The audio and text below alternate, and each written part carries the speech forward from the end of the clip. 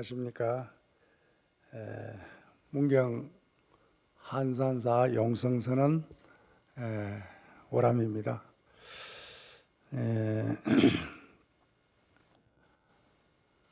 오늘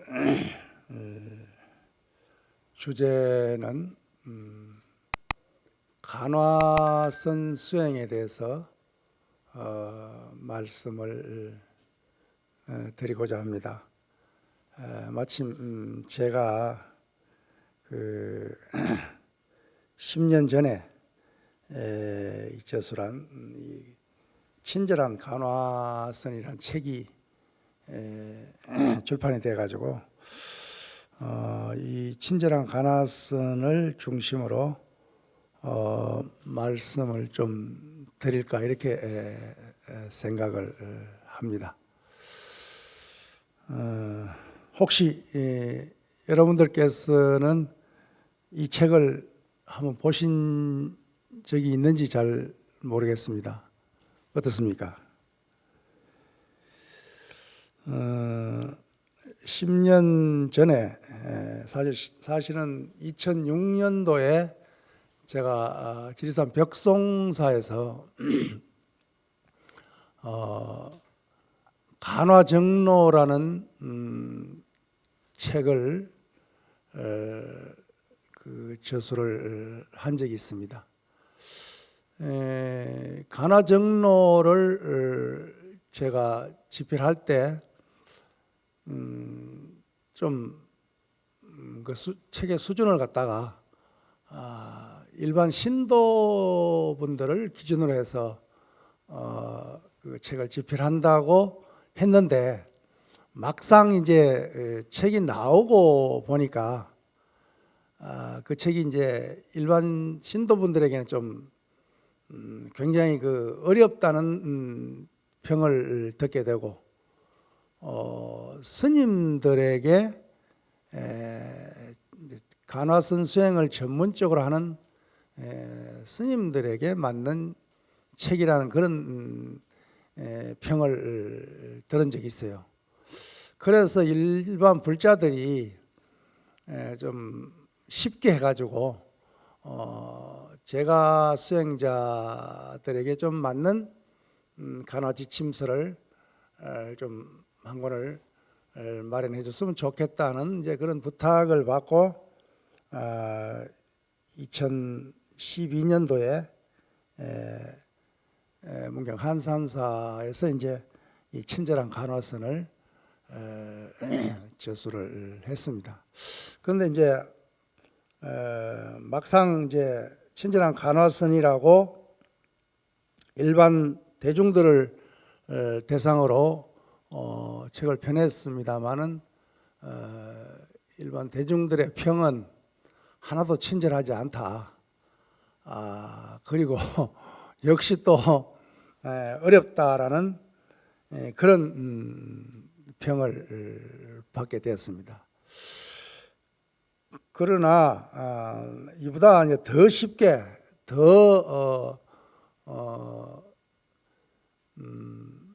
일반 사람 불자가 아니더라도 일반 사람들이라도 쉽게 볼 수 있는 그런 책을 또 구상을 해야 되겠다는 생각은 했습니다만 아직까지는 그렇게 실천에 옮기지 못하고 있는 실정입니다. 여기서 이제 우린 친절한 간화선이다라고 했을 때 이 친절이란 것을 갖다가 우리는 한번 되새겨 봐야 될 대목인데요. 우리가 이 친절한 간화선을 할 때 이 친절이라고 하는 것은 사실 우리 조사선의 선문에서 나온 말입니다. 친절이란 말 자체가. 그래서 이 친절이란 말을 우리 지금 현재 우리들이 일반 사회에서 쓰고 있는 친절이라 그러면은 따뜻하게 배려하는 이런 정도의 친절이라고 한다면은 실제 조사선문에서 친절이라고 했을 때 그런 의미가 좀 더 깊어지는 의미가 있습니다. 친자라고 하는 것은 보통 친할 친자라고 말하지만은 우리 이 한국 전통이나 동양 전통에서는 친자가 친하다는 의미를 넘어서 가지고 몸소 직접 온몸을 다해서 뭐 온정성을 다해서 뭐 이런 의미가 들어가 있습니다. 이제 쉽게 말하면 친히 이렇게 납셨다, 뭐 친히 오셨다, 뭐 이런 말을 우리가 쓰지 않습니까? 그런 의미로 쓸 때는 몸소 내가 온몸을 다해서 온정성을 다해서 이런 의미의 친자가 들어가 있는 것입니다. 그리고 이제 절자는 간절하다는 의미입니다. 그러니까 온 몸을 다해서 온정성을 다해서 간절하게 사무치게 라는 말이 이 친절이라는 말 속에 들어가 있죠. 그렇기 때문에 조사선문에서 말하는 친절은 안의 친절과 밖의 친절로 구분해서 이야기를 합니다. 그러면 안의 친절은 당연히 뭐겠어요? 우리가 그 수행을 통해서 깨달음을 성취해서 열반을 증득한다고 하는 그런 의미의 수행적인 의미에서 친절인 것입니다. 그러니까 결국 우리 내면에서 어떤 자성을 깨우치는 진여본성을 깨우치는 그런 의미에서 내 온몸을 다해서 온정성을 다해서 온 생명을 다해서 간절하게 참고한다, 간절하게 수행한다라는 그런 의미로서 이제가 바로 내 친절, 안의 친절이 뜻입니다. 그럼 결국은 우리 선의 전문 용어로 말하면 견성성불을 위해서 철두철미하게 온 몸과 온 마음을 다해서 철두철미하게 간절하게 사무치게 참고에 들어가는 것, 수행에 들어가는 것, 이것이 안의 친절입니다. 그럼 밖의 친절은 어떻게 정의하고 있느냐 하면은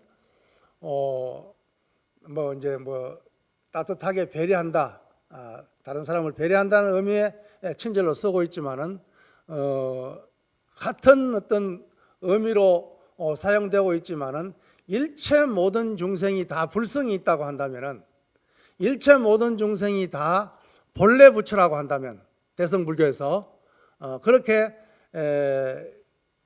강조하고 있다고 한다면은 나도 부처요, 너도 부처요, 모든 중생이 다 본래 부처라고 한다면은 내가 너를 대할 때, 내가 모든 사람을 대할 때, 내가 모든 생명을 대할 때, 중생을 대할 때 부처님으로 섬기는 것, 부처님으로 대하는 것, 이것이 밖의 친절이라고 그렇게 정의를 하고 있습니다. 그럼 결국 이제 선의 종지에서 말하면 견성성불 요육중생이라고 이제 선의 종지를 그렇게 이야기하는데, 안의 친절은 견성성불이 되겠고 밖의 친절은 요육중생이 된단 말이에요. 일체 중생을 이익되게 하는, 풍요롭고 이익되게 하는 그런 의미로서의 친절이다. 그러면 결국 이 친절이 선문에서 나온 말이고, 그리고 이 말이 지금 현재 우리가 일반 명사로서 쓰고 있고, 그렇다고 한다면은 사실 여기서 친절한 가나선이라는 이름을 붙였을 때 이 친절은 안의 친절과 밖의 친절을 다 통틀어서 그렇게 말해질 수 있는, 주장되어질 수 있는 그런 의미에서 가나선이다라는 의미로서 이제 친절한 가나선이라고 이제 이름을 붙였습니다.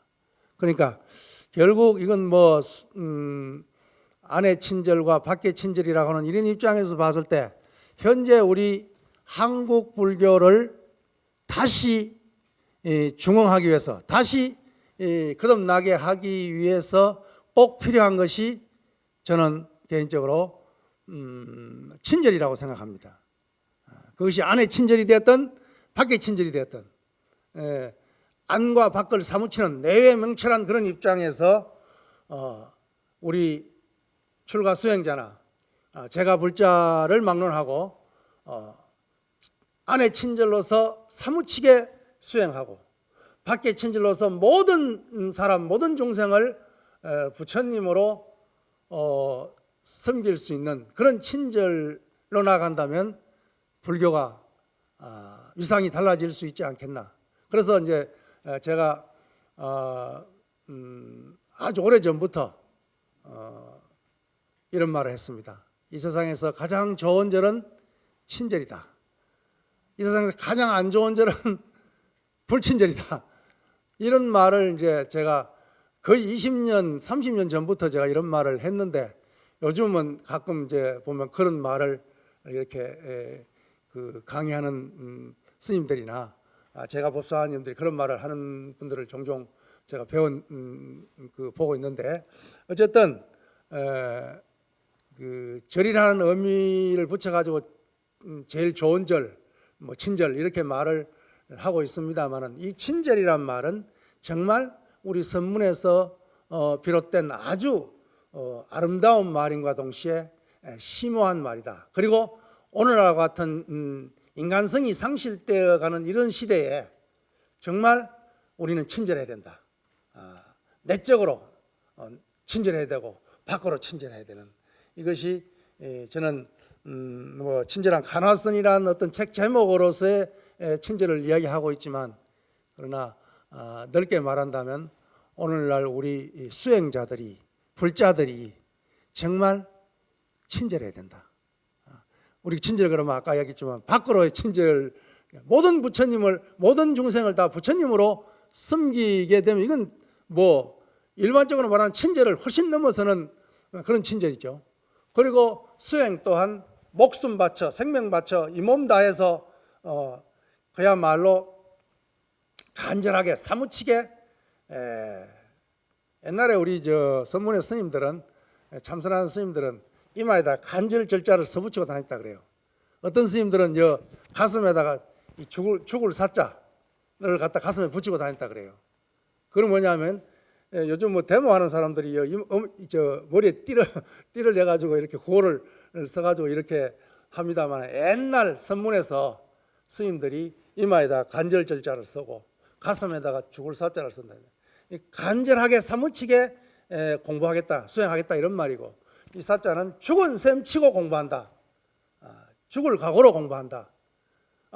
내가 사실 좀 우리 불자들 보고 같이 수행하자 이러면은 바빠서 못한다는 그런 말을 자주 해요. 그런데 이제 뭐 바깥에서 열심히 생활하면서 출가한 스님들하고는 상황이 좀 다를 수 있겠지만은 우리 출가한 스님들의 입장에서 보면은 내가 죽은 셈 치면은 사실 바쁠 거 아무것도 없습니다. 그리고 세상에 수행 외에 할 것이 아무것도 없습니다. 혹은 안 태어난 셈 치고 이런 말을 합니다. 한 생을 안 태어난 셈 치고 이 공부를 해야 된다, 이 수행을 해야 된다 이런 의미에서라고 한다면은 정말 그것은 조사선문에서 말하고 있는 안의 친절 그런 의미의 친절이 가능해진다. 이렇게 말씀을 드릴 수가 있겠습니다. 그러면은 간화선이라고 하면은 우선 우리가 사람들은 굉장히 생소합니다. 일반 사람들은. 그리고 절에 다니는 일반 불자들도 주로 기도를 중심으로 하는 불자들은 간화선 그런 말 자체가 생소하죠.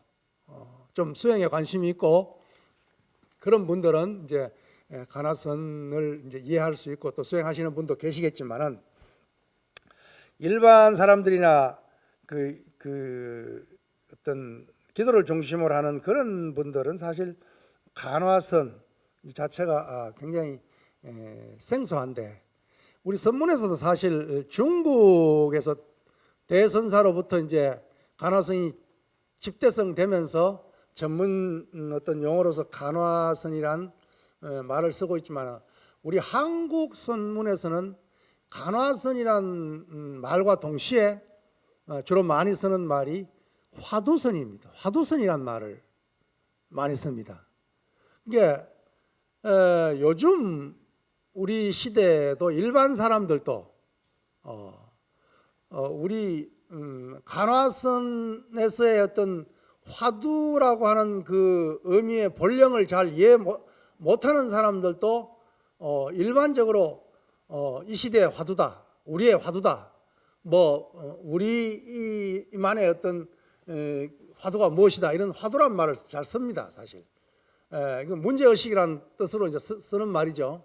실제로 화두는 문제의식이 맞습니다. 그래서 선문답을 통해서 주어진 어떤 공안을 가지고 그 공안을 문제시함으로부터 이제 의심이 돈발이 돼 가지고 거기서 이제 간화가 이루어지기 때문에 그 간화라고 했을 때 그 간자는 볼간자를 씁니다. 화두를 본다는 의미인데 사실 화두를 본다는 그 의미의 간자지만 그 간자는 참고한다는 뜻입니다. 일념으로 궁구해서 뚫고 들어간다는 의미로 참구라는 말을 쓰죠.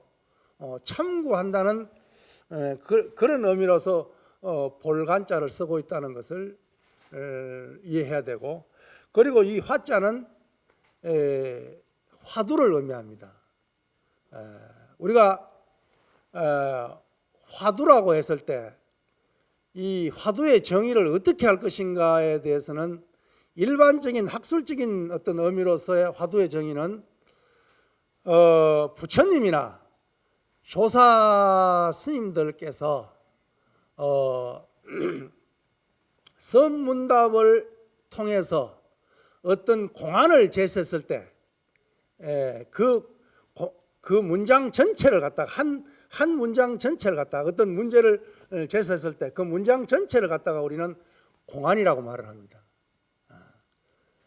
예를 들어서 조주 묻자 공안을 이야기할 때 어떤 사람이 조주 스님에 와서 물었다. 조주 스님에게 묻기를 개에게도 불성이 있습니까? 라고 했을 때 조주 스님께서 처음에는 있다고 말을 하고 다음에 또 물었을 때 없다라고 무라고 대답하는 그 긴 문장이 나옵니다. 그 문장 전체를 우리는 선문답으로 제시되어진 선문으로, 답이 아닌 문이죠, 문제를 제시된 전체를 갖다가 우리는 공안이라고 말을 합니다. 이 공이라고 하는 것은 공공, 변할 수 없는 공공기관을 말합니다. 요즘 말하면 이제 그 시청이라든가 구청이라든가 동사무소라든가 어떤 그 문건을 우리의 어떤 그 주민등록상의 어떤 관계되는 어떤 호적에 관계되는 어떤 중요한 그 문건을 갖다가 공적으로 보관하는 장소라는 의미의 공자를 씁니다. 이건 그렇기 때문에 이건 함부로 사사로이 변할 수 없다는 의미가 들어가 있는 것입니다. 그리고 안이라고 하는 것은 당안, 안건 이런 뜻인데 그것은 문서란 뜻입니다. 그러면 공공기관에 있는 문서는 뭐예요? 변할 수가 없다 그러죠. 어떤 만대의 어떤 표준이 되는 문건이잖아요. 그런 의미로서 수행을 통해서 부처가 될 수 있는 가장 공적인 사실을 기록한 문서다라는 의미로서 이제 공안이란 말을 쓰고 있단 말이에요. 그래서 이제 이 공안 가운데서 핵심되는 이제 조주 스님이 무라고 했다 하는 그 가운데 무자만 딱 끄집어내 가지고 한 글자 내지 한 구절의 말을 끄집어내 가지고 거기에다가 강력한 문제의식을 가지고 강력한 의심을 가지게 되면 그것을 한 글자나 한 구절을 우리는 화두라고 이야기합니다. 이게 어떤 선학적인 의미에서의 어떤 공안과 화두에 대한 설명입니다. 그러나 실질적으로 우리가 조사 선문에서 거론되어져 온 어떤 의미에서 화두를 이야기한다면은 이것은 화두 그러면은 사실 이 뒤에 두자는 머리 두자로서 이제 의미 없는 어떤 그 뒤에 말 뒤에 붙는 조사로서 붙는 어떤 그런 말로 서해졌지만은 중국의 허운선사 같은 분은 이것을 아주 명백하게 이렇게 말을 하고 있습니다. 화두라고 하는 것은 말의 머리다. 머리 두자를 썼기 때문에 말의 머리다 이렇게 말합니다. 말의 머리다. 그러면 말의 머리가 있으면 말의 몸통이 있고 말의 꼬리가 있을 수 있지 않습니까? 그러죠? 우리가 주고받는 일반 말은 말의 몸이 될 수 있겠죠. 말의 몸통이 될 수 있겠죠. 근데 말의 몸통을 주고받으면서 어떤 사람들은 말 꼬리를 잡게 되죠. 그렇죠. 화미랍니다. 화미, 꼬리 밑자를 써서 화미라 그런단 말이야. 그리고 몸통 할 때는 화채라 그런단 말이야. 몸채자를 써가지고. 그러면은 화두는 뭐냐? 말의 머리다. 그러면 우리가 말을 주고받을 때 일상적으로 겉으로 밖으로 드러나는 것은 뭐가 드러납니까? 화채가 드러나겠죠. 말의 몸통을 우리가 주고받는 거니까. 몸을 주고받는 거니까. 그런데 그 몸통을 주고받으면서 그 속에 들어가 있는 깊은 의미가 있단 말이죠. 드러나지 않는 의미. 생각으로 드러낼 수 없는, 말로 표현되어 줄 수는 없는 깊은 의미가 있다고 한다면 이것을 우리는 화두라고 한다. 그래서 화두를 생각 이전 자리다. 혹은 생각이 끊어진 자리다. 이렇게 말을 합니다. 그러면 우리가 생각으로 알 수 있는, 생각으로 주고받을 수 있는 말은 그거는 뭐예요? 화두가 될 수 없겠죠. 뭐가 됩니까? 화채가 되겠죠. 그리고 또 거기서 또 더 좀 못한 사람들은 화미를 잡고 이제 문제 삼죠. 말꼬리 잡고 문제를 삼는단 말이에요. 그렇지만 이 말꼬리를 잡는 사람들은 이것은 좀 경기가 좀 낮은 사람들의 이야기고, 그러면 상근 수행자들은 말을 주고 받으면서 말 넘어 있는 어느 문자에 넘어 있는 화두, 생각으로 알 수 있는 것은 화두가 될 수 없습니다. 생각으로 유추해서 얻어지는 것은 화두가 될 수가 없죠. 그러니까 생각을 넘어서는, 그래서 쉽게 말하면 이제 흔히들 말하기를 화두는 생각 이전 자리다라고 말하고 생각이 끊어진 자리다라고 말하는 거죠. 그렇기 때문에 이 말머리로서의 화두는 밖으로 의미가 드러나지를 않습니다. 그렇기 때문에 어떻게 그걸 알기 위해서는, 그걸 깨치기 위해서는 어떻게 해야 되겠어요? 참고를 할 수밖에 없는, 의심이라고 하는, 화두를 의심한다는 그 의심이란 기제를 가지고 화두를 참고해가는 길밖에 없죠. 우리 중생의 삶은 어떻습니까? 생각을 따라갑니다. 한 생각 자기 스스로 일으켜 놓고 그 생각 따라 돌아다니는 것이 우리 중생입니다. 자기 스스로가 천당을 만들어 놓고 천당 따라가 가지고 즐겁다 그러고, 자기 스스로가 한 생각 이렇게 지옥을 만들어 놓고 지옥에 들어가서 괴롭다고 하는 것이 우리 중생이란 말이죠. 생각의 입장에서 보면은 한 생각 일념을 일으켜 놓고 그 일념 따라 하루 종일 생각 따라 다니는, 그래서 생각을 나와 동일시해 가지고 생각이 곧 내가 돼버리죠. 그래서 화내는 생각을 내면 내가 화가 돼버리고, 미운 생각을 내면 내가 미움이 돼버리고, 좋은 생각을 내면 내가 좋은 사람이 되고, 사랑하는 마음을 내면 내가 사랑이 돼버리고, 그래서 생각 따라 하루 종일 그냥 돌아다니는 것이 이제 불교 말로 하면 생각으로 육도를 만들어 놓고 육도 일념 육도를 하는 거죠. 생각으로 염념이 육도를 빙빙빙 돌아 하루 종일 1년 내내 평생 내내 죽어서 무슨 육도를 뭐 천상 갔다가 지옥 갔다가 뭐 수라 아기 축생 뭐 인간 이렇게 육도가 아니라 일념으로 한 생각으로 육도를 스스로 만들고 그 생각에 빠져가지고는 생각에 휘둘려가지고는 일념으로서 육도를 윤회하는 것이 우리 중생의 모습이다. 보통 이렇게 이야기를 합니다. 그러면 아까 화두를 이야기할 때 뭐라 했습니까? 생각으로 미치지 못하는 곳이 화두라 그랬단 말이에요. 그럼 화두를 창고하는 사람은 어떻게 해야 되겠습니까? 결국 화두를 통해서 화두의심을 통해서 생각이 끊어지는 자리, 생각이 올 수도 없다는 자리로 들어가야 된다 그 말이죠. 생각 이전 자리로 돌아가야 된다는 그런 의미입니다. 물론 이것은 불교의 모든 수행이 다 마찬가지입니다. 뭐 화두 수행뿐만 아니라 연불 수행이나 심지어는 위파사나 수행까지라도 결국에 구경에 가서는 생각 끊어진 자리에 들어가야 깨달음으로 나아갈 수가 있는 거죠. 그러니까 그 중에서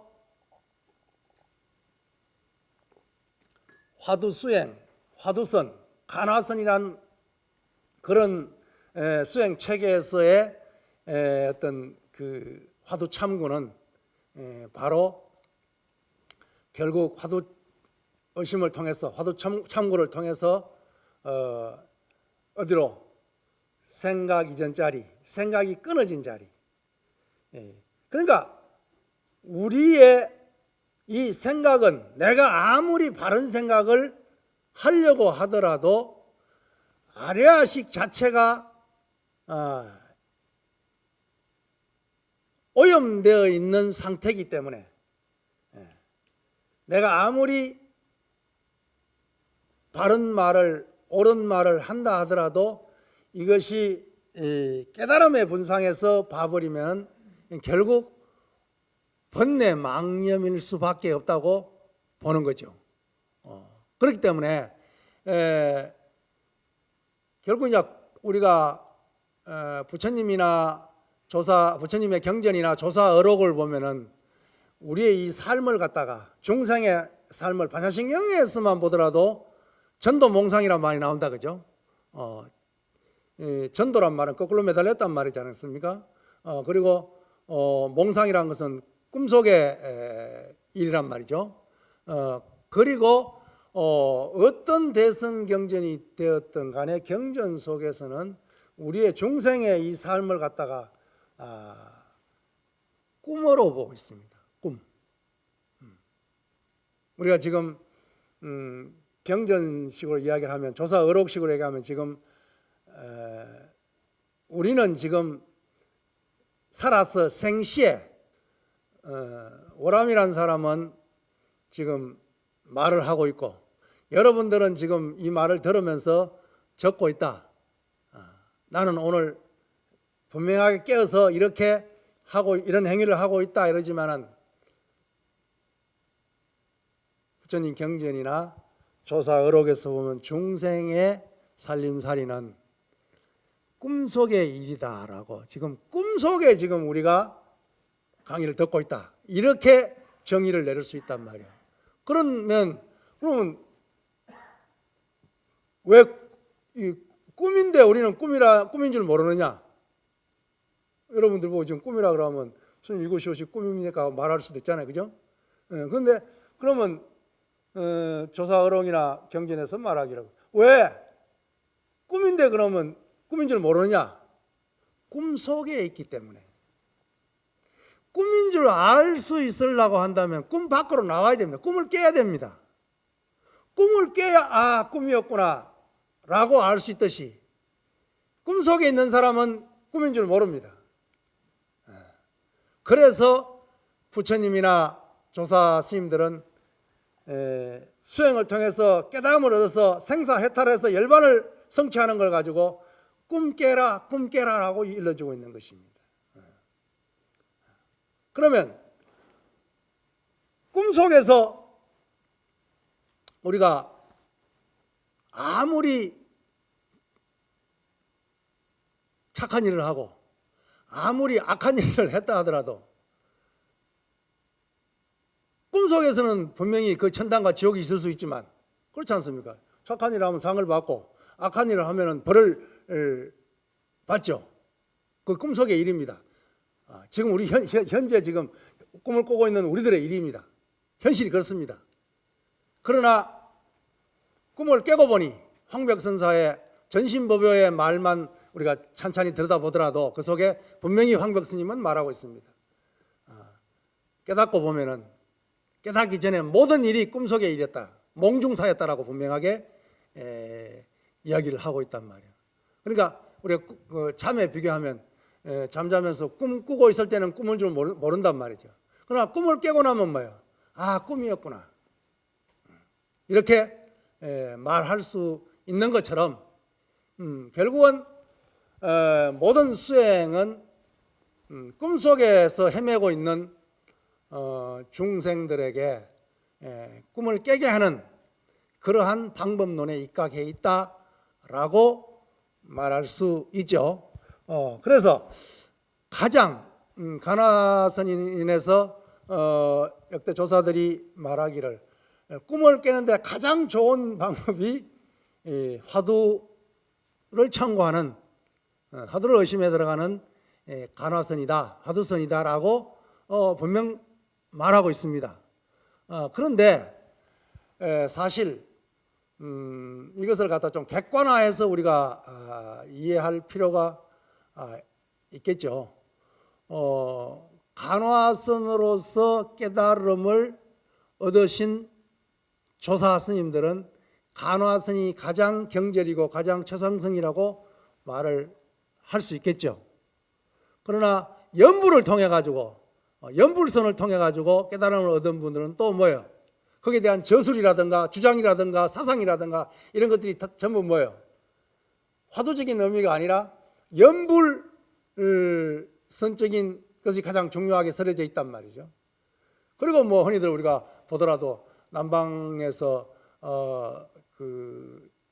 사티 수행을 통해서 비파사나 수행이나 사마타 수행을 하는 분들이 화두란 말을 언급을 하고 있지 않단 말이에요.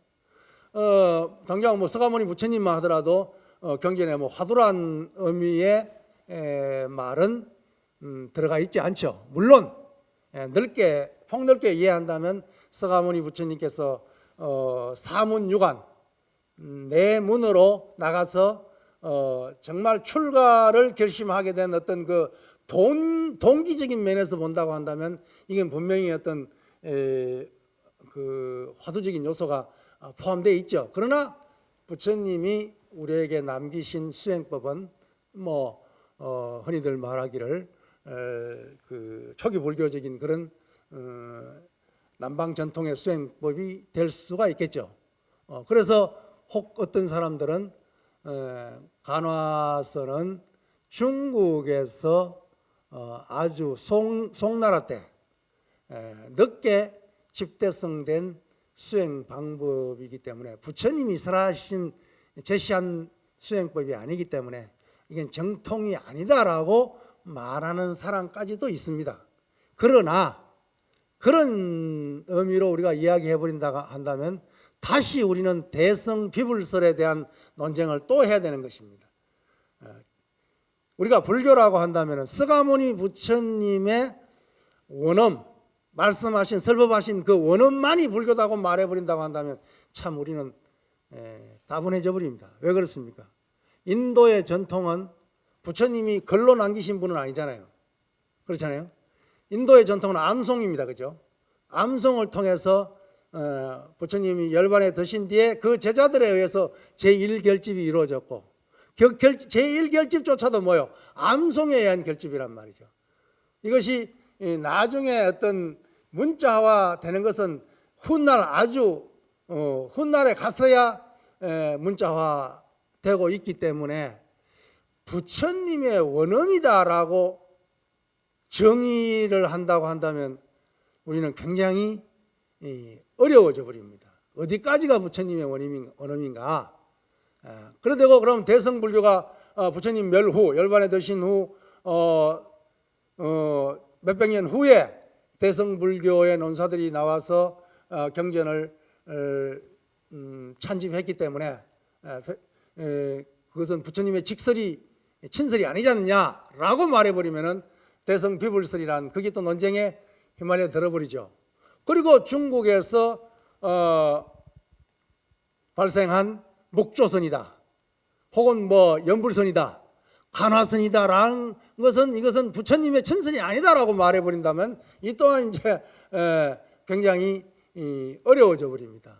그래서 우리가 공히 생각할 수 있는 것은 부처님과 역대 깨달은 조사들이 설하신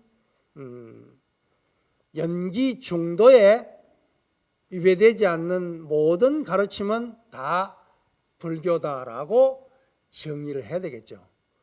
그렇다고 한다면은 깨달은 조사 스님들이 그 집대성한 목조선이라든가 혹은 간화선이라든가 이것이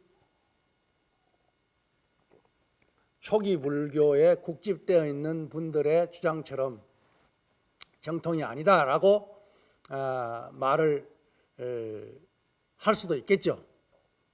그러나 현실적으로 우리 한국의 전통 선언에서 지금까지 어떤 그 맥으로 전성되어져 온 선은 분명하게 화두를 참고하는 간화선입니다. 그렇기 때문에 이 간화선에 대한 어떤 방법론이라든가 또 간화선에 대한 뭐랄까요, 대중화라든가 뭐 또 심지어는 뭐 세계화라든가 이런 것을 우리가 부르짖고 있습니다만은 구체적인 방법론에서는 아직 뚜렷한 어떤 것을 제시하지 못하고 있는 그런 실정입니다만은 어쨌든 간에 이 화두 참고를 통해서 생각 이전짜리로 무심해, 무념해. 그러니까 쉽게 말하면 이렇죠. 우리가 중생의 입장에서 보면 우리는 하루에 한 생각을 갖다가 어느 정도 생각을 한다고 생각합니까? 하루에 우리가 몇 생각을 일으킵니까? 이를 헤아릴 수 없겠다 그러죠. 그렇기 때문에 흔히 말하기를 천념 만념이라고 말을 합니다. 천생각 만생각이라는 뜻이죠. 천생각 만생각을 하면서 생각 따라 우리는 돌아다니는 중생이란 말이죠. 그러면은 수행자가 되기 위해서는, 특히 참선 수행자가 되기 위해서는 어떻게 되겠습니까? 생각 따라가는 것이 아니라 생각의 주체로서, 생각의 주인공으로서 생각을 돌이킬 줄 알아야 된다는 것이죠. 이것을 달마 스님의 말로 옮기면 반조라 그럽니다. 이걸 흔히 말해서 회광반조란 말을 쓰죠. 혹은 일념반조란 말을 씁니다. 한 생각을 돌이켜 비춘다는 이 말입니다. 한 생각을 따라가지 않고 생각을 일으키는, 생각이 일어난 그 자리, 생각 없는 자리에서 일어났으니까 일어난 그 자리로 돌이켜 비춘다는 뜻이에요. 그래서 반조란 말을 씁니다. 돌이킬 반자에다가 빛을 조자를 씁니다. 그래서 회광이라는 것은 이제 뭐 빛을 돌이킨다는 그런 뜻인데, 빛은 여기서 빛은 어떤 생각이 어떤 빛 광명에서 나온 것이니까 생각을 빛으로 환원해서 생각을 돌이켜서 생각을 늘 이제 중생들은 밖으로 향해서 생각 따라 이제 흘러가 버리니까. 그런데 생각 따라가지 않고 생각을 돌이켜서 생각 이전 자리를 비춘단 말이지. 이걸 우리는 달마선의 핵심 가르침이 바로 이 반조입니다. 그래서 달마선을 혹자는 반조선이다 이렇게 말을 합니다. 반조로, 모든 수행은 사실 반조로부터 시작하는 것이죠. 생각 따라가 버리면 이건 천년만년 천생각 만생각으로 그냥 육도윤회로서 끊임없이 생사윤회하는 중생이니까 이 생각을 벗어나서 생각이 이전자로 들어가서 무념무심을 깨달아 가지고 열반을 성취하기 위해서는 분명하게 생각을 따라가서는 안 됩니다. 그러면 생각을 돌이켜야 되겠죠. 반조를 해야 되겠죠. 그럼 수행자는 생각을 반조한다. 그럼 반조하게 되면 어떻게 되겠습니까? 천생각 만생각이 하나로 모아지겠죠. 하나로 모아지는 걸 갖다가 우리는 일념이라고 합니다. 한 생각이란 한 생각 개별적인 의미로서 일념이란 말을 쓰기도 하지만 여기서 한 생각은 뭐예요? 여러 생각 갈래로 갈라진 이 생각이 하나로 모아진다는 의미로서 일념입니다. 이 일념이 되는 것을 갖다가 우리는 삼매라고 합니다. 화두삼매라고 보통 그럴까요? 연불삼매, 화두삼매 이렇게 말을 합니다. 아미타불이라는 연불을 해가지고 관세음보살이라는 연불을 해가지고 일념으로 쭉 한 시간 동안 우리가 생각을 굴리려면 얼마나 많은 생각을 굴리겠어요. 그러나 한 시간 동안 아미타불 관세음보살이라는 연불로서 쭉 그냥 일념으로 쭉 나가버렸단 말이에요. 아니면 화두 일념으로서 이 먹고라는 화두로 무자 화두로 혹은 만법기일이라는 화두로 화두 일념으로 쭉 나가버렸다. 그러면은 당연히 화두 삼매, 화두 일념이 되겠죠. 거기에서 일념마저 끊어져 가지고 무념 혹은 무심이 되어버린다고 한다면은 여기서는 이제 가장 중요한 것은 이렇습니다. 화두를 처음 참고할 때 우리는 조작하죠. 주작이란 말을 쓰는데 이제 주작이란 말은 결국 조작이라는 뜻인데 내가 억지로 화두 의심을 반복한다는 뜻입니다. 여러분 혹시 화두 참고를 해본 분 계시겠습니다만은 화두를 참고하는 그 의심이 순일하게 일념으로 참고가 안 된단 말이죠. 그렇기 때문에 끊임없이 반복적으로 화두 참고를 연불도 마찬가지입니다. 아미타불이라는 연불을 남아미타불을 한다면은 남아미타불 혹은 아미타불이라는 연불이 내가 의도적으로 한단 말이에요. 처음에는 의도적으로 하는 것이죠. 의도적으로 계속 반복하다 보면은 어느 순간에 뭐예요? 저절로 될 때가 거기가 제1경절입니다. 경절이란 말로 갖다가 이제 쉬운 말로 하면 제1단계입니다. 그러니까 의도적으로 하던 것이 내가 의도하지 않았는데도 화두가 승승하고 남아미타불이란 연불이 저절로 된다고 한다면 이것이 제1경절이라는 것이죠. 1단계라는 것이죠. 그래 되면은 그걸 갖다가 덕력했다. 힘을 혹은 성력이란 말을 씁니다. 아끼를 성자를 써가지고 성력, 그러니까 힘을 들었다 이런 뜻이죠. 혹은 덕력, 힘을 얻었다. 얻을 덕자를 써서 힘을 얻었다, 힘을 들었다 이렇게 말을 합니다. 그러면은 이미 달마 스님의 말씀에 보면은 이런 말이죠.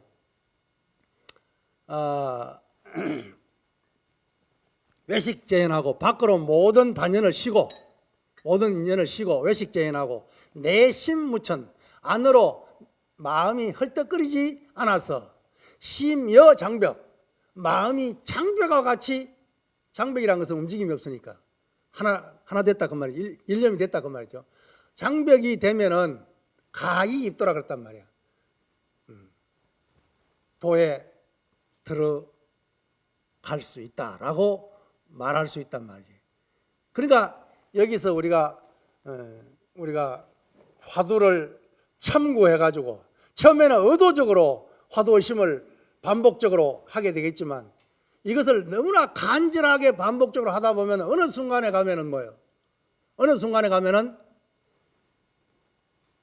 저절로 내가 화두를 들려고 애를 쓰지 않는데 화두가 들리고 내가 아미타불 연불을 하려고 애를 쓰지 않는데 저절로 연불이 될 때가 되면은 가히 입도 그리고 성역 등력이 됐기 때문에 이때부터는 이제 공부가 저절로 돼 가는 것이기 때문에 여기서는 누가 뭐 공부하라 마라, 수행하라 마라 할 필요가 없겠죠. 그러면은 가장 중요한 것은 뭡니까? 저절로 될 때까지는 어떻게 되겠습니까? 일념이 지속되는, 우리가 예를 들어서 한 방울의 물이 떨어져 가지고 바위를 뚫는 것을 가정했을 때 어떻게 됩니까? 그 한 방울의 물이 두 가지 조건을 갖춰야 됩니다. 하나는 뭐예요? 떨어지는 자리에 한 자리에 떨어져야 됩니다. 한 자리에 떨어진다는 것은 뭐 집중이죠. 몰입이라고 하고 집중이라고 말을 합니다. 그리고 또 하나 조건은 뭡니까? 지속적으로 떨어져야 됩니다. 떨어졌다가 말았다가 떨어져 막 이래버리면 안 된단 말이에요.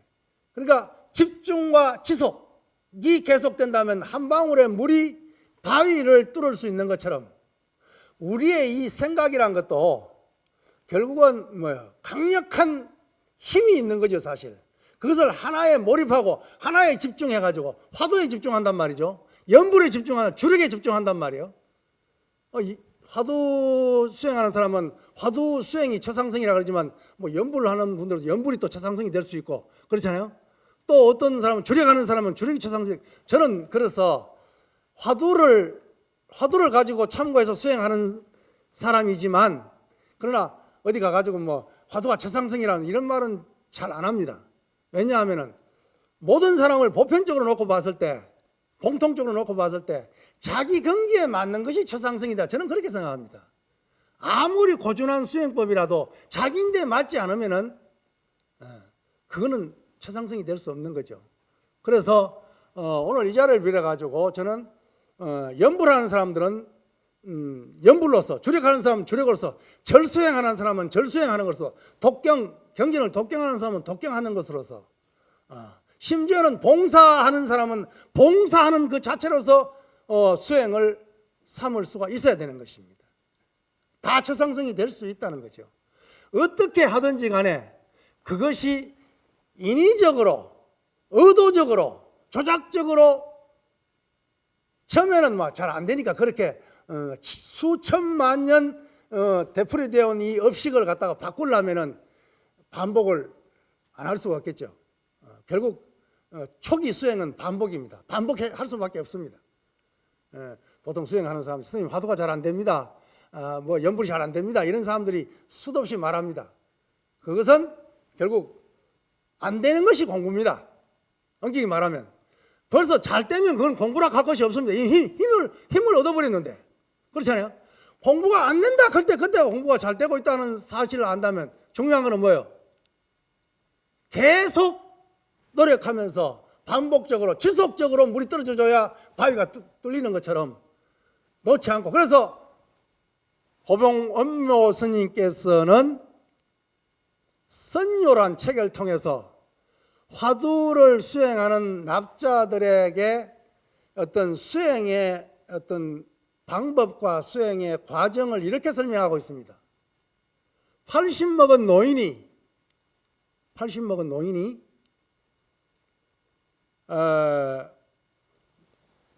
폭류처럼 흐르는 개울에, 그것도 물살을 거슬러 가지고, 물살의 방향이 아니고 물살을 거슬러 가지고 위로 구멍난 새로 된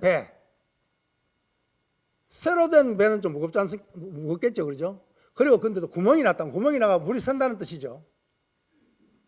그 나이가 80이에요. 80 먹은 노인이 새로 된 구멍난 배를 물살이 거센 개울을 거슬러서 노를 져가는 거와 같다 그랬단 말이에요.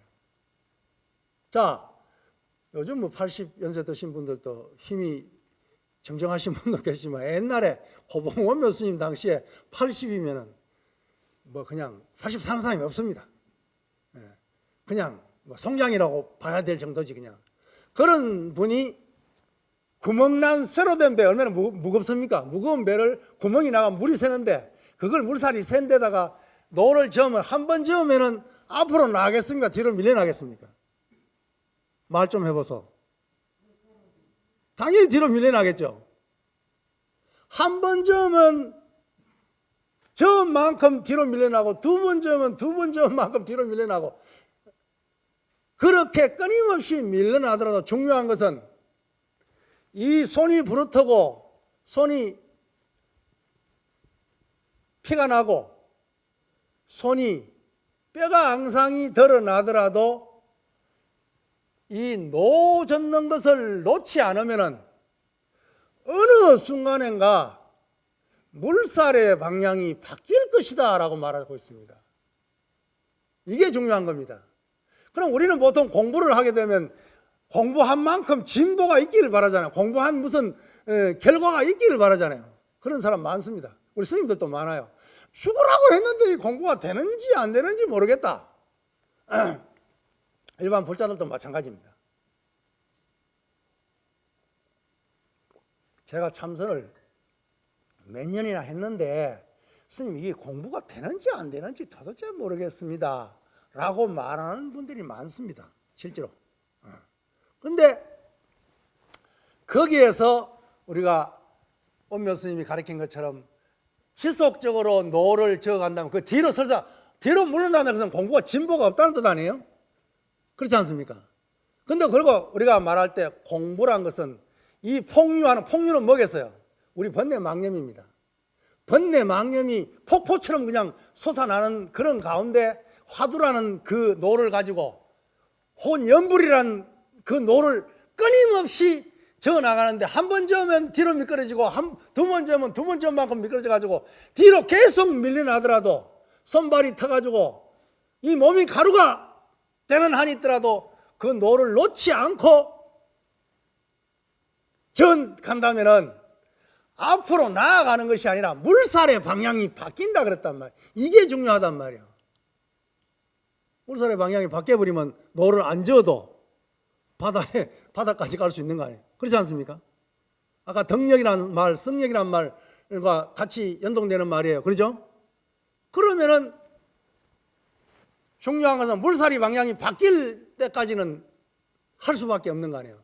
그것도 안 하고 내가 승부를 하겠다, 도를 깨우치겠다, 생사해탈하겠다 라고 하는 사람들은 이건 도둑놈 심보란 말이지. 그렇지 않습니까? 그렇게 한다고 한다면 결국 물살의 방향이 바뀌는, 대단히 국이 바뀐다는 뜻입니다. 그러니까 깨달음의 차원은 그냥 일직선상에서, 평행상에서 앞으로 나아가는 우리가 말하는 성공, 진보라는 의미가 아니라, 그래서 선문에서 말하는 향상일로라고 하는 것은 그냥 수직적으로 위로 올라간다는 의미가 아니라 뭐요? 차원이 달라진다는 의미입니다. 중생의 차원에서 뭐요?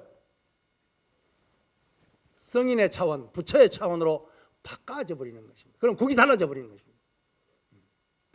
천년 만년의 번뇌 속에 있다가 뭐요? 일념이란 삼매 속으로 쏙 들어가 버린다 그 말입니다. 모기가 쇠로 된 소가죽에 피를 빨라고 이렇게 주둥이를 꽂으면 그 소가죽에, 쇠로 된 소가죽에, 일반 소가 아니고 그 소를 쇠로 만든 동상의 소라고 생각합시다. 거기에 모기가 계속 주둥아리를 피를 빨라고 꽂으면은 그 들어가겠습니까? 안 들어가겠습니까? 1000번 만번 하면 주둥아리가 어떻게 돼서 다 따라 없을 정도가 되더라도 그것을 끊임없이 모기가 쇠로 된 소가죽에 주둥이를 받게 되면은 어느 순간인가 그 쇠로 된 소가죽에 모기 주둥아리가 쑥 들어가는 날이 온다 그랬단 말이에요. 이렇게 비유적으로 표현하고 있단 말이에요. 그래 결국은 이쯤 되면은 이제는 힘을 얻어버렸기 때문에 저절로 되는 공부가 되기 때문에 더 이상 우리가 언급할 필요가 사실 없는 것이죠. 이렇게 해서 이제 간화 수행의 어떤 가장 핵심적인 이야기를 조사 선생님들은 이렇게 이야기를 하고 있습니다. 근데 이제 이 천지랑 간화선에서 본다면은 사실 좀 간화선 수행에 대한 부분은 저 뒷부분에 나옵니다. 뒷부분에 나오는데 거기에 동중일려, 몽중일려, 오매일려란 말이 나옵니다. 나오는데 우리가 흔히 그 성철 스님께서 이제 이런 것을 많이 주장하셨는데, 성철 스님께서 이걸 이제 방편으로 사실 제시한 것인데, 이 방편이 실제 실법이 돼 가지고 방편이 방편 역할을 못하는 그러한 경우가 사실 허다합니다.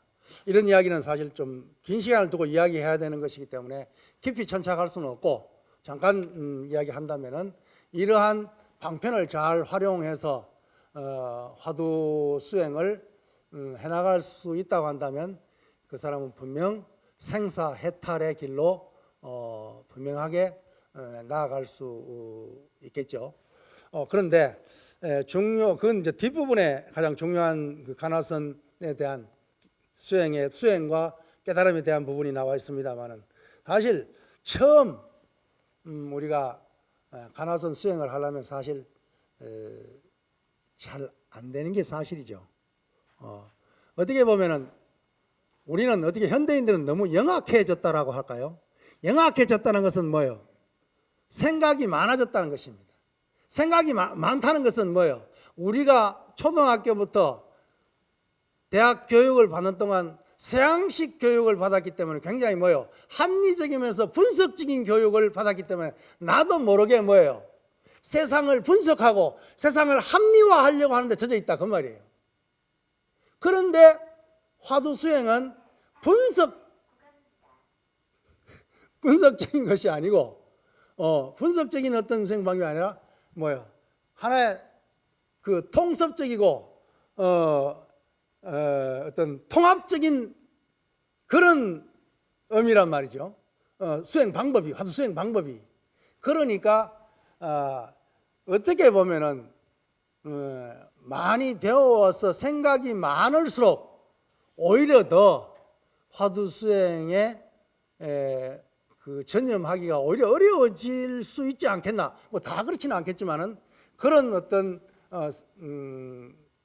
짐작을 해보기도 합니다. 어쨌든 옛날 사람들은 농경 사회에서 굉장히 단순하게 살았죠. 단순 명쾌하게 살았단 말이에요. 그러나 현대인들은 생각이 많습니다. 그리고 굉장히 분석적입니다. 모든 것을 합리화하려고 합니다. 그런 교육을 받은 사람들이 어떤 이런 화두 수행에게 과연 이것이 가장 적합할까, 적합하지 않을까는 우리가 더 연구해 봐야 되겠지만은, 언뜻 우리가 생각해 볼 때 좀 옛날 어떤 동양적인 사유 체계로의 어떤 되어 있을 때가 훨씬 더 화두 수행이 용이하지 않았겠나, 그런 생각을 해 봅니다. 그렇기 때문에 결국 이 친절한 간화선에서 언급하고 있는 것처럼 화두 수행의 가장 전제가 되는 것은, 화두 창고의 전제는 발심과 정견입니다. 발심이 돼야 됩니다. 발심은 발보리심의 준말이죠. 내가 도를 이루고 일체 중생을 제도해야 되겠다는 그런 철두철미한 원력이 앞서야 된다는 거죠. 이것이 없는 사람은 발심이, 다시 말하면 중생을 수억 천겁을 윤회하오던 이 중생을 떨쳐버리고, 중생의 삶을, 살림살이를 떨쳐버리고 나는 생사를 해탈해서 부처가 되겠다는, 그리고 만중생을 제도하겠다는 이런 발심이 되지 않는 사람은 뭐 다른 공부도 마찬가지겠지만 화두 공부가 잘 안 된다 그랬습니다. 그래서 대스님이나 간화선의 종장이신 대스님이나 고봉 스님이나 박산 무의 스님이나 그 외에 많은 우리나라의 태고 스님이나 나홍 스님이나 혹은 뭐예요 서산 스님이나 요 근래 와가지고 경험 만공 용성 뭐 이런 뭐 성철 스님까지도 마찬가지죠. 이런 간화의 대종장들이 화두 수행이 잘 되느냐 못 되느냐를 따지지 말고 발심이 됐느냐 안 됐느냐를 먼저 점검해라 이렇게 말합니다. 근데 발심이 안 된 사람이 화두를 참고하려고 한 것은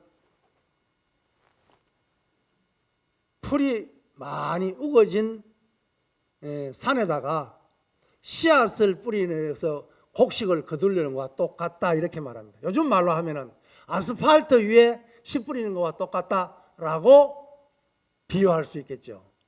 그러니까 간화 수행의 핵심은 화두 수행의 핵심은 그 전제가 되는 것이 핵심 전제가 되는 것이 뭐냐? 바로 발심입니다. 발심이 되어야만이 이 공부가 순일하게 될 수 있다는 거죠. 해본 사람들은 아마 알 겁니다. 그래서 공부가 잘 되고 안 되는가를 따지지 말고 내가 지금 발심이 됐는가 안 됐는가, 발심을 하고 있는가 아닌가. 우리가 뭐 작심삼일이라는 말이 있다 그죠? 안 되면 발심은 자꾸 해야 됩니다. 그리고 이제 작심삼일이라는 말 대신 발심삼일이라도 3일만이라도 계속 발심을 해야 되죠. 발심을 하려면 어떻게 되겠어요? 법문을 많이 들어야 되고 그렇잖아요. 우리가 초기 수행 방향 문사수라 그러잖아요. 문 많이 들어라, 사 깊이 사유하라, 그리고 실참 수행을 해라, 이런 문사수의 가르침이 있듯이 많이 들어야 됩니다. 요즘 또 법문을 많이 들을 수 있는 기회가 많잖아요. 그리고 이 듣는 것만이, 귀로 듣는 것만이 듣는 것이 아니라 눈으로도 들을 수 있는 겁니다. 눈으로 보는 것도 듣는 겁니다. 책으로 보는 것도 이것도 듣는 거란 말이에요. 그래서 경전을 많이 독송하고, 그리고 법문을 많이 듣고, 도반들끼리 도담을 많이 나누고, 선문답을 많이 하고. 간화선의 사실 전제는 선문답입니다. 그럼에도 불구하고 요즘 우리 선문에 선문답이 없어져 버렸습니다. 그래서 도인이 안 나오는 것 같습니다. 뭐 숨은 도인이 뭐 많이 계시겠지만은 드러난 도인이 잘 드러나지 않는 것은 기본적으로 선문답이 상실되어 버렸단 말이에요. 간화선 자체가 공안이란 것이 선문답에서 유출된 거란 말이죠. 그럼에도 불구하고 선원이나 제가 수행자들도 선문답이 상실되어 버렸단 말이에요. 그 전통이. 그래서 앞으로 우리는 참선 수행을 제대로 하려면 활발한 어떤 선문답이 다시 복원돼야 된다, 이렇게 말씀을 드릴 수 있죠. 선문답을 주고받으면 발심을 용이하게 할 수 있습니다. 발심이 됐다고 한다면 참고하기 전에, 화두를 참고하기 전에 먼저 정견을 확립하는 게 중요합니다. 임재스님도 불자들이여 진정견해를 가져라 이렇게 말합니다. 진정견해가 결국 정견입니다.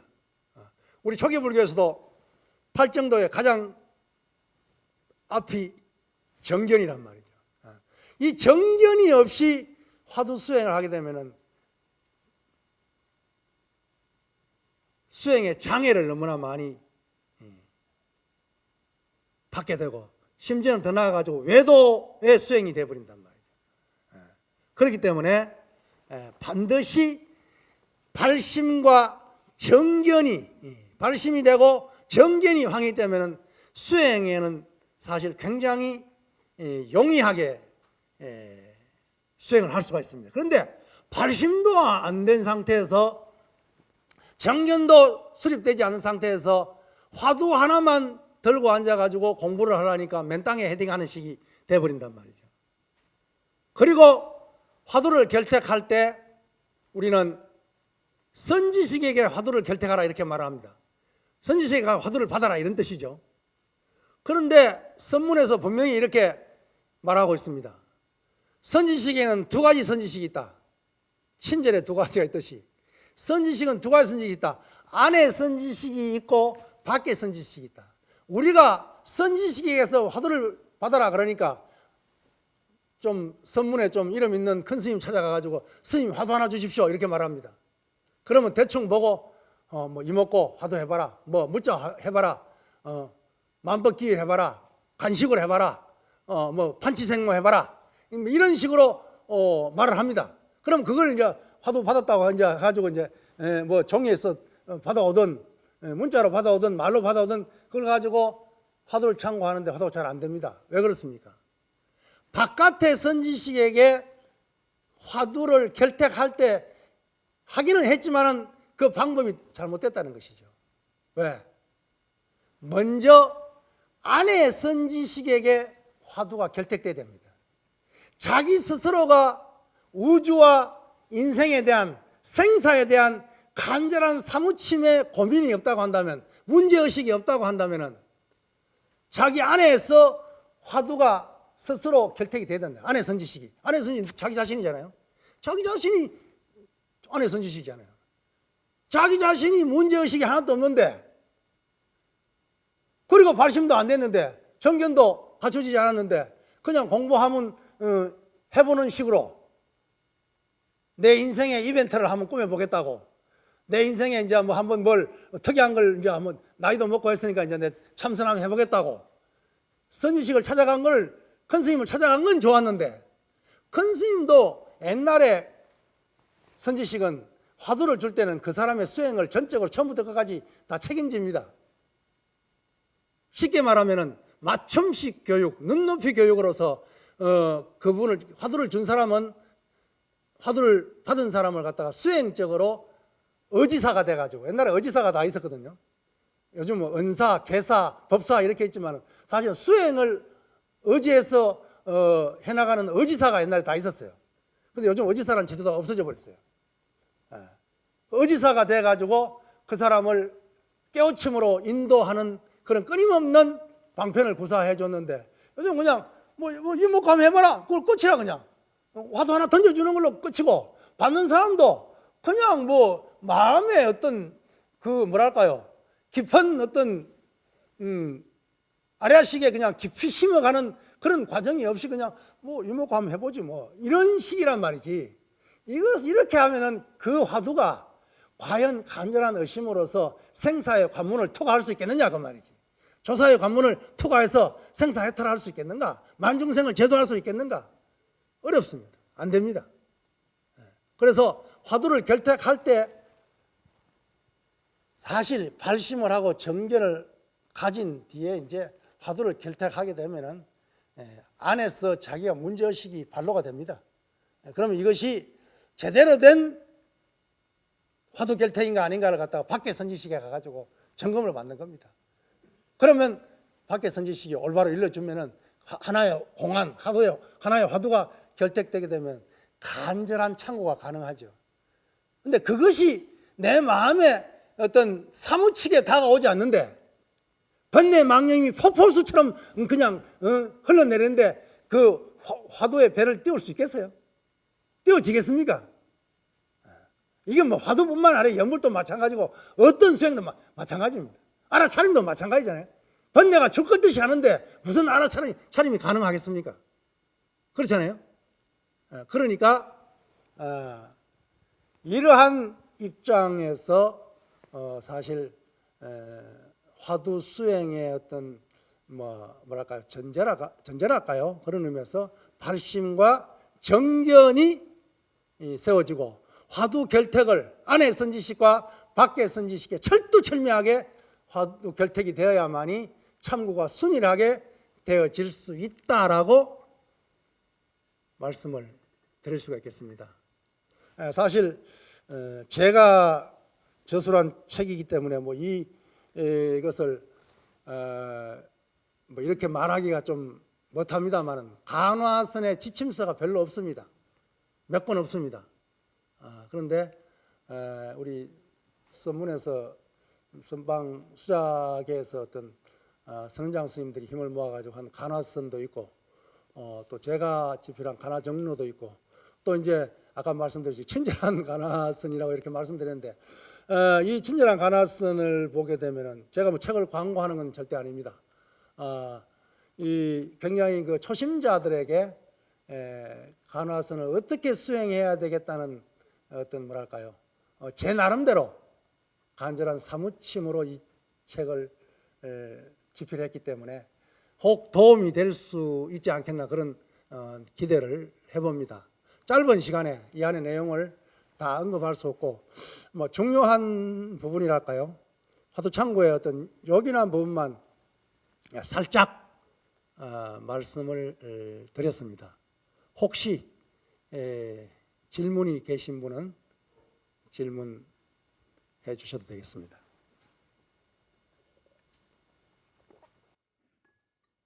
기독교의 기도와 불교의 수행, 갈로 명상입니까? 같은 점과 다른 점, 그렇게 말씀하셨습니다. 내가 기독교에 대해서 잘 모르기 때문에 기독교에 대한 언급은 기독교에서 가르치고 있는 것과 똑같을지 모르겠습니다만, 제가 생각하는 기독교의 기도는 결국 이 기도를 통해서 하나님과 하나가 되고자 하는 그런 의미의 기도가 진정한 기도다. 나뿐만 아니라 모든 하나님의 종들이, 모든 사람들이 이 기도를 통해서 하나님과 하나님의 땅에, 뭐 이제 제가 볼 때는 하나님과 하나 되는 건데, 이제 기독교에서는 이제 뭐 하나님과 하나 된다 하면 이제 또 그 소리가 바른 소리인지 아닌 소리인지는 모르겠습니다만, 제가 이해하는 기독교의 기도는 그렇다고 생각합니다. 그런데 불교의 수행 또한 마찬가지입니다. 여기서 이제 우리 불교에서는 일심이라고 합니다. 일심. 물론 뭐 진여다, 불성이다, 법성이다, 뭐 한물건이다, 주인공이다, 이렇게 여러 가지로 표현하지만, 결국 우리의 이 본래 면목을, 본래 어떤 참모습을 갖다가 다양하게 표현하지만은, 그것을 뭐 원효 스님의 말씀을, 기신론의 말을 빌면 일심이라고 한다면은, 결국 수행을 통해서 아까 말씀드렸듯이 일심이라고 하는 본래 부처를 드러내고자 하는 그런 것이 수행의 목적이죠. 그렇기 때문에 제가 볼 때는 기독교에서 하는 그 기도와 불교에서 말하는 수행이 결코 다를 수 없다고 저는 그렇게 생각합니다. 그러나 지금 겉으로 보여지는 어떤 기독교에서 하는 그 기도가 하나님과 하나 되고자 하는 그런 의미의 기도인지는 잘 모르겠습니다만은, 어쨌든 우리 불교에서의 수행은 중생이 본래 부처이니까 본래 부처를 회복하고자 하는 그런 의미에서의 수행이기 때문에, 수행을 통해서 생사해탈을 하고 깨달음을 통해서 열반을 정득하는 것이 불교의 수행의 목적이라고 그렇게 말씀드릴 수 있어요. 스님 말씀 잘 들었습니다. 그런데 제가 부처님 그 경전을 보면은 기도라는 그 단어는 별로 보지는 못했는데, 어쨌든 요즘 절에서는 기도란 말을 갖다가 그 기독교만큼이나 많이 쓰고 있지 않습니까? 그럼 그 기도를 갖다가 기도 니꼴 수행이라고 봐도 됩니까? 그러니까 사실 그 말이 맞습니다. 기도, 우리 불교 경전에는 기도란 말이 빌기자 빌도자란 말이죠. 빈다는 의미는 그거는 이제 어떤 도가 사상에서 이제 빌려온 말이죠, 사실. 그런데 요즘 보편적으로 기도란 말을 많이 씁니다. 그런데 그 기도의 내용을 보면은 그냥 기복적인 요소로 흘러가고 있단 말이죠.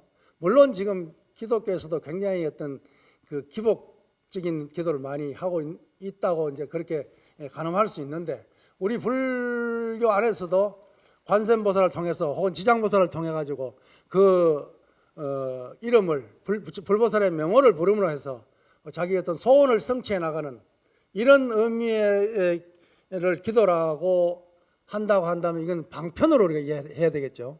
우리가 바로 정법을 가지고 최상승법 가르침을 가지고 바로 네가 부처니까 부처를 깨달아라 라고 한다면 다 뒤로 나잡아질 수가 있다, 뭐 뒤로 물러날 수가 있으니까 어떤 기복적인 요소로서 방편으로 끌어들여서 거기에서 더 나아갈 수 있는 길로 나아가야 되지 않겠는가. 나아가지 않는다고 한다면 이것은 방편에 머물러 버리니까 이것은 불교의 본령이라고 요의법이라고 말할 수 없죠.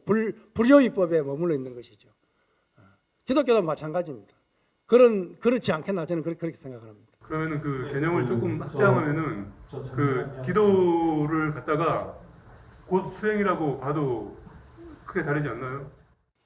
결국은 기도의 어떤 방법이 불보살의 명호를 부르니까 결국 연부를 통해서 기도하는 거잖아요. 그렇잖아요. 어떤 기도가 됐든 간에 어떤 우리 불교 안에서의 기도는 불보살의 명호를 부르면서 어떤 자기 간절한 소원을 이야기하고 그렇게 하다 보면 그 자기가 소원으로 중생심으로 출발했지만은 하다 보면 마음이 정화되고 마음이 일심이 되고 이런 방편법이 녹아 있기 때문에 결국 그것도 방편이지만 수행으로 나아갈 수 있기 때문에 수행이다라고 말할 수 있죠. 화두 참고의 구체적인 방법에 대해 여쭙습니다라는 질문입니다. 모든 이제 화두는 다 마찬가지입니다. 어떤 화두가 됐든지 간에 이먹고 화두의 본령은 육조 해능 스님께서 제시한 한 물건에 대한 의심입니다. 여기 한 물건이 있다. 위로 하늘을 바치고 아래로 땅을 괴고 밝기는 백천일을과 같고 해와 달과 같고 어둡기는 칠통과 같다. 동정 가운데 내가 움직이지 않고 고요한 가운데 항상 나와 더불어 함께한다. 이 한 물건이 무엇인가? 라고 이 한 물건 일물에 대한 그 참고가 이 먹고 화두의 본령입니다. 여기서 이제 다르게 파생이 된 것이 몇 가지가 있지만 결국은 이 한 물건에 대한 의심으로 참고에 들어가는 것이 이 먹고 화두의 본령이죠. 그러면 이제 결국 하다가 보면은 이 먹고 이렇게 하도 의심해 가다 보면 이 먹고를 하고 있는 이것이 무엇인가라고 이제 그렇게 또 진전이랄까요? 변형될 수가 있겠죠.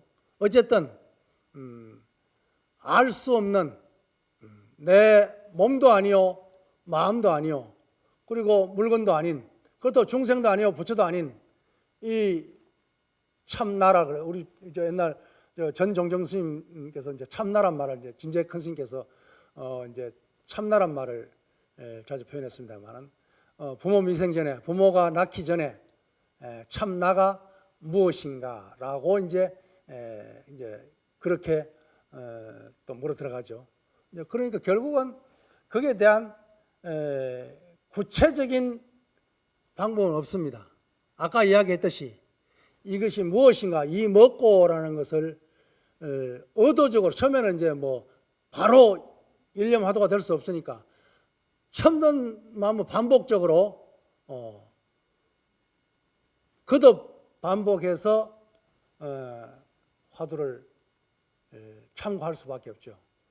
그렇게 하다 보면 어느 순간에 아까 이야기했듯이 자기가 힘을 들이지 않고 저절로 되는 그러할 때까지만 멈추지 않고 해나간다 한다면 여기다가 아까 얘기했죠. 발심과 정견이 돼 있으면은 화두를 참고하는 그 참고한 어떤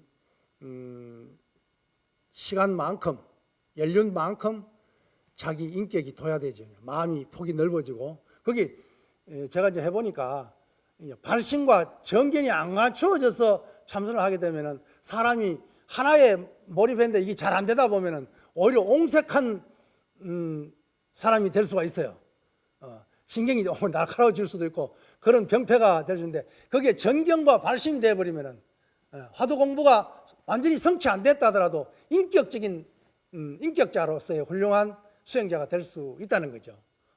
그런 의미에서 한다고 한다면은 견성 5도에 이르지 않았다 하더라도 자기 수행의 어떤 뭐랄까요 인성의 폭이 훨씬 더 확대되어지는 그러한 결과로 나아갈 수 있기 때문에 어쨌든 아까 제가 말씀드린 그런 어떤 방법론을 가지고 끊임없이 이먹고라는 근데 말로 생각으로 이먹고 그 천년만년해서 안 되고 그야말로 그 발심이 돼야 되기 때문에 그게 간절한 의심 8만 4천 땅구멍이 온몸이 그냥 의심으로 가득 찬다는 그런 느낌으로 화두를 참고해야 되는 거예요. 말에 있는 건 아니니까 그 의정 자체가 참고가 돼야 되는 거니까 그렇게 화두를 참고해 가는 것이 바람직하다 이렇게 말씀을 드릴 수가 있네요. 네, 마지막 질문입니다. 가나서는 생각이 끊어진 자리를 목표로 하는데 여기서 생각은 번뇌, 망념과 같은 부정적인 생각으로 이해됩니다.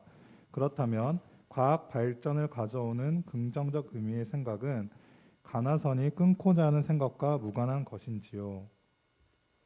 뭐 과학 발전이라고 하는 것이 그것이 꼭 인간을 이롭게 하는 건 아니잖아요. 그렇잖아요. 과학이 발전되기 전에 삶이 더 행복했을 수도 있고 과학으로 인해서 우리가 훨씬 편리한 삶을 살고 그로 인해서 더 행복한 삶을 살 수 있기 때문에 과학이란 것이 꼭 창조적이다, 좋은 것이다라고만 말할 수는 없는 겁니다. 이걸 먼저 전제하면서 우리가 무심이라 그러면 흔히 말하기를 아까 무심의 경지란 말을 했잖아요, 그죠? 저 천생각 천년 만년 하다가 일념이라고 무념이라는 말을 했잖아요, 무심이란 말을 했잖아요. 근데 무심이라 그러면 무념이라 그러면 말 그대로 하면 없을 문자의 생각이 아무것도 없는 텅텅 빈 허공 같은 뭐 이런 생각하기 쉬운데 여기서 무념이라고 하는 것은 생각을 역조 스님이 단경에서 무념을 정의할 때 생각하되 생각함이 없는 것이 무념이라고 정의하고 있단 말이에요. 무념이라는 것이 아무 생각 없는 요즘 흔히들 젊은 사람들이 말하는 멍 때리는 것이 무념일 수는 없단 말이죠. 그렇잖아요. 그러니까 결국 무념이라 그러면 아무 생각이 없다는 것이 아니라 생각이 다시 말하면 오염된 생각, 번뇌, 망념이 없는 것이지 정념이 그대로 살아있고 이 정념은 보리심이기 때문에 전혀 뭐예요? 생각을 해도 한 바 없이 하게 되는 생각이기 때문에 그야말로 이것은 창조적인 생각이고 이것은 남을 이롭게 하는 생각이고 모든 중생을 교육되게 하는 생각이기 때문에 이것은 보리심으로서 그야말로 깨달은 사람들만이 할 수 있는 그러한 정념이죠. 그렇기 때문에 우리가 무념이라고 하면 아무 생각 없는 그런 걸로 이해해서는 안 되죠. 이해가 됐습니까? 네, 그러면은 오늘 들어온 질문은 모두 답변을 들어보았습니다. 네, 오늘 강의해 주신 스님께 큰 박수 부탁드리겠습니다. 감사합니다.